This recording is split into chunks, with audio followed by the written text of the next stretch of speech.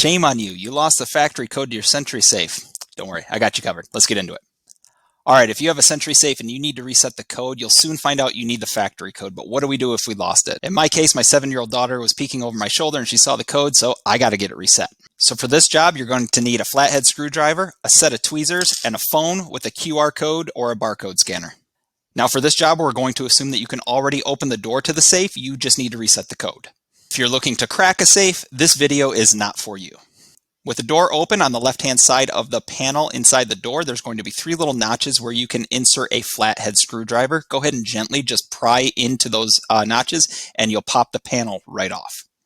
Once that's off, in the top right-hand corner, there's going to be a solenoid and there's going to be a hidden barcode that we're looking for. And the angle that it's at, you're not going to be able to scan it with your phone. So what you're going to want to do is take a flathead screwdriver and gently pry up on one side of it just so you can lift it off of where it was adhering to.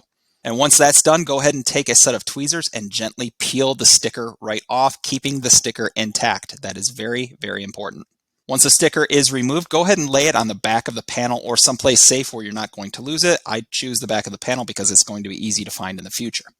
And with it laid out flat, go ahead and take your phone, open the QR code scanning app, and go ahead and scan it.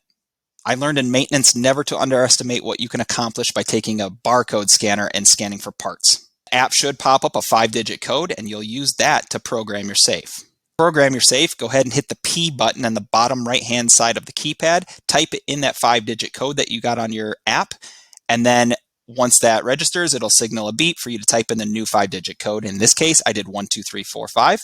And it should go without saying, do this process with the door open so you don't accidentally lock yourself out, just to make sure that the bars will indeed extend and retract with your new code.